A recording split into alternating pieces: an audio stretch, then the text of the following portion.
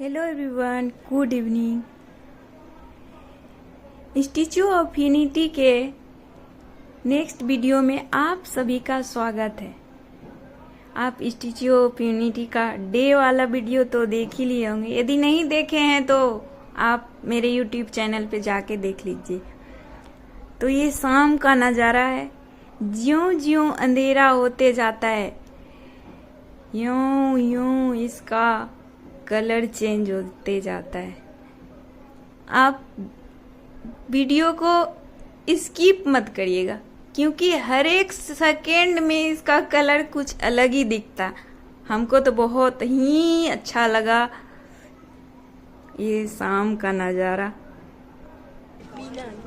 अभी यहाँ पे लाइट ऑन होने वाली है, हो गई, देख सकते हैं। अभी अब मैं चारों ओर आपको दिखाऊंगी लाइट कैसे जलने पे लगता है।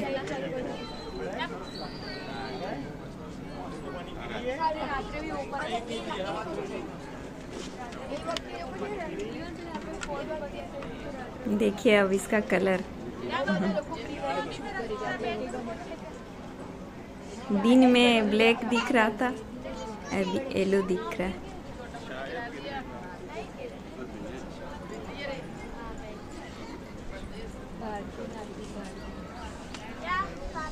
Wow, so nice.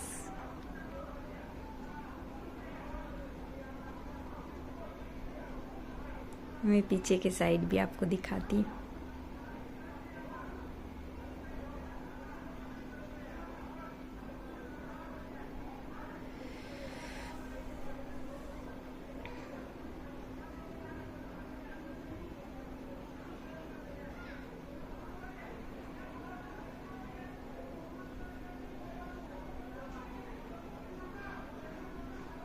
जूम करके दिखा रही हूँ।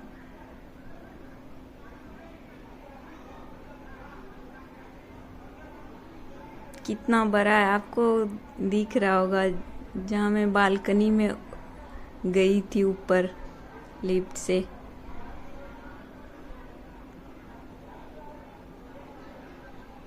कितने सारे लोग हैं यहाँ पे अभी लेजर शो देखने के लिए। इधर ग्रीन ग्रीन पहाड़ जैसा जो दिख रहा था वो अंधेरे में, उधर भी लाइट लगा हुआ है।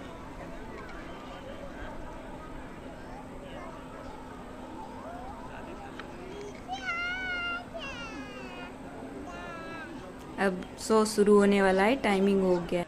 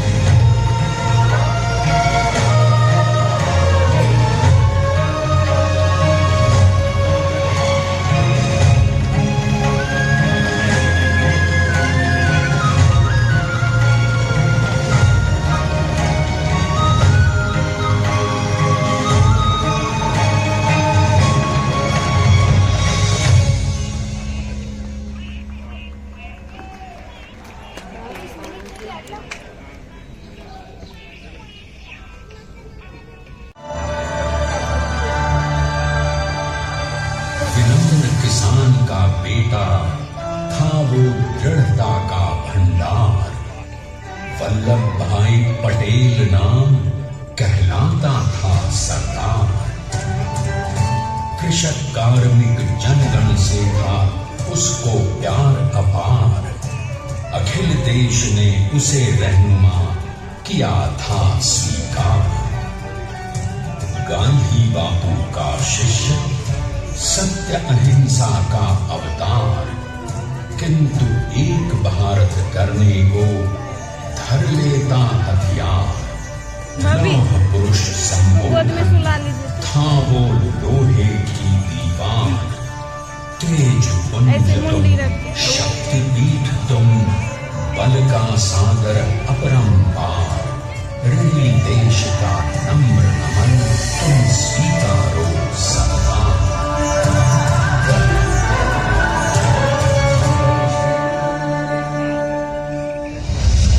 1857 में अंग्रेजों को ललकारने वाले पहले स्वतंत्रता संग्राम के एक सक्रिय सिपाही थे झवेर भाई पटेल। करमसद गांव के इस बहादुर देशभक्त किसान और उनकी पत्नी लाड बाई के 5 बेटों और 1 बेटी में से चौथे पुत्र थे वल्लभ भाई। बालक वल्लभ ने करमसद के बाद नडियाद से अपनी हाई स्कूल की शिक्षा पूरी की। फिर 13 साल की उम्र में उनकी शादी भी हो गई छोटी सी झवेर बाई से। 2 बच्चों, बेटी मणिबहन और बेटे डाया भाई को जन्म देने के बाद झवेर बाई असमय ही चल बसी। सदी बदलने और 20वीं सदी आने पर उनका जीवन भी एक चमत्कार की तरह बदला। पीडर का इम्तिहान पास करके वो वकालत करने लगे। पहले गोधरा, फिर आणंद और उसके बाद अहमदाबाद में। मगर जल्द ही वकालत छोड़कर वो बैरिस्टर बनने की इच्छा से इंग्लैंड चले गए। लंदन में बैरिस्ट्री में अव्वल आने और वजीफा जीतने वाले वो अनोखे भारतीय थे। अब तो अहमदाबाद की वरिष्ठ अदालत में बैरिस्टर पटेल की जिरह और जीतों की धूम मच गई। सो गई। तभी एक युग पुरुष ने वल्लभ भाई के जीवन की धारा ही बदल दी।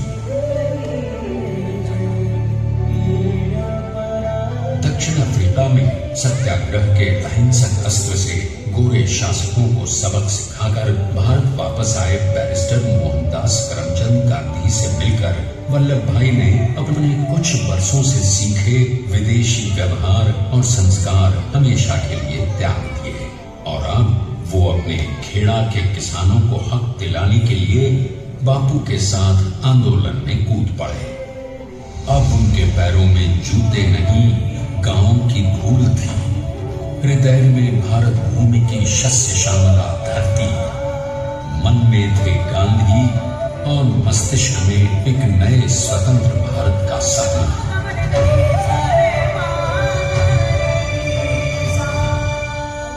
तभी बारडोली के मजबूर मजलूम किसानों की यातना का समाचार उनके पास पहुंचा। तुरंत वल्लभ भाई वहां पहुंचे और यूं शुरू हुआ भारत का सबसे बड़ा और सफल किसान आंदोलन बारडोली। वल्लभ भाई ने बारडोली के 87,000 किसानों को ऐसा अटल अडिग अचल मनोबल दिया कि अंग्रेजी सरकार हिल गई और 1 बरस के बाद उनका लगान माफ कर दिया गया। अब तो पूरे देश में लोग वल्लभ भाई के नाम की कस्में खाने लगे। स्वयं महात्मा गांधी ने कहा, अब वल्लभ भाई मेरे शिष्य या साथी नहीं, सारे देश के सरदार हैं और देश को मिल गया एक अनोखा असरदार सरदार।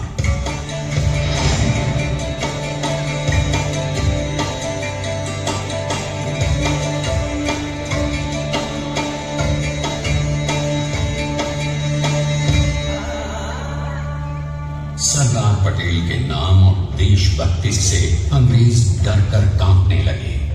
1930 के नमक सत्याग्रह और दांडी कूच में वो बापू से भी पहले गिरफ्तार किए गए।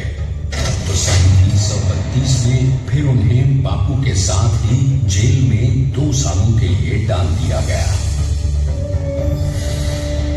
मगर आजादी के दीवानों को, स्वतंत्रता के परवानों को कौन गिरफ्तार कर पाया है? जेल से छूटते ही सरदार को कांग्रेस के नए राष्ट्राध्यक्ष पद पर चुना गया और उनकी सरपरस्ती में राष्ट्रवादी भारतीयों ने तमाम ब्रिटिश सूबों में जीत हासिल कर वहां अपनी स्थानिक सरकारें बनाई। किंतु सरदार का सपना केवल सरकार बनाना नहीं था। उनका स्वप्न तो था एक ऐसे नए भारत का जहां हर रंग, हर रूप, हर जात, मजहब, तबके का हिंदुस्तानी एक साथ मिलकर एक ऐसा नया भारत बना सके जहां पूर्ण स्वराज के साथ सारे समाज को गरीबी, अशिक्षा, छुआछूत से भी आजादी मिल जाए। इसकी पहली रणनीति थी भारत को अंग्रेजों की गुलामी से आजादी, ताकि भारत के लोगों की अपनी सरकार सबके साथ और सबके विकास के लिए काम कर सके। बापू की अगुवाई में अब देश ने अंग्रेजों को अंतिम चेतावनी दे दी, करेंगे या मरेंगे। लेकिन उन्होंने कहा, अंग्रेजों भारत छोड़ो। बस फिर क्या था, संघर्ष की रणभेरी बजी। 3 सालों के लिए सरदार पटेल को भी सत्याग्रही नेताओं के साथ जेल में ठूंस दिया गया। 2 सालों के बाद अंग्रेजों को बापू के सभी शिष्यों और साथियों को छोड़ना पड़ा।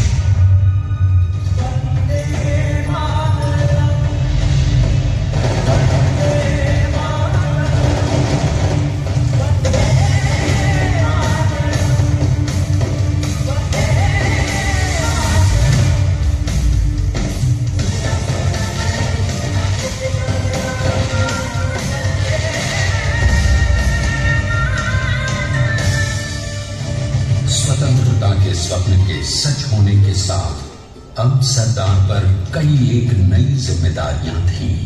आने वाली आजादी की तैयारी और एक नए भारत के लिए नए लोकतांत्रिक संविधान की संरचना। जैसा उनके साथी ने खुद कहा था, सरदार ने ही छेनी हथौड़ी लेकर एक नए भारत को उकेरा है।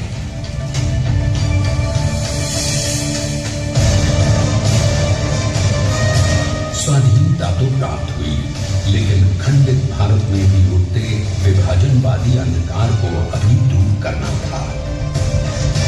जब देश के खंड खंड होने का भय उत्पन्न होने लगा, तो सरकार ने निर्भय होकर खुद अपनी केंद्र सरकार और साथियों को भी चुनौती दे डाली और जम्मू कश्मीर को बचाने के लिए सारे देश का आकाश वायुयानों से भर गया।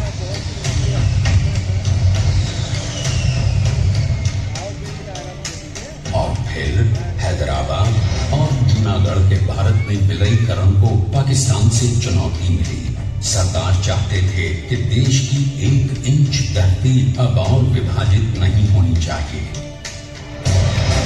नए भारत को एक करने के लिए समझा बुझाकर, मनाकर 565 रियासतों को सरदार ने अपनी सूझबूझ, सदाशयता, संबल से एक नए स्वतंत्र भारत का अभिन्न अंग बना लिया। हमारे इतिहास में अखंड भारत के पुरुषार्थ का ये एक महानतम अध्याय है। जैसा उन्होंने स्वयं कहा था, हमें नए धागों को पुराने ताने बाने में ऐसे पिरोना है कि एक दूसरे में गूंथ जाए और बेहतरीन बनावट वाला एक नया भारत उभर कर सामने आ सके। अंततः अपने वज्र दृढ़ संकल्प से एक नया विराट विशाल एक भारत श्रेष्ठ भारत बनाकर दिखा ही दिया सरदार ने। संसार के सबसे बड़े प्रजातंत्र के शिल्पी को प्रणाम करने के लिए देश ने बनाया है ये समर्थ स्मारक। स्वाधीन भारत को समर्थ भारत में बदलने वाले सरदार पटेल को समर्पित प्रेरणा तीर्थ भी है। प्रधानमंत्री श्री नरेंद्र मोदी के नेतृत्व में बनी विश्व की इस विशालतम प्रतिमा के सामने आकर सारी दुनिया जैसे जैसे स्वयं ही नतमस्तक हो जाती है।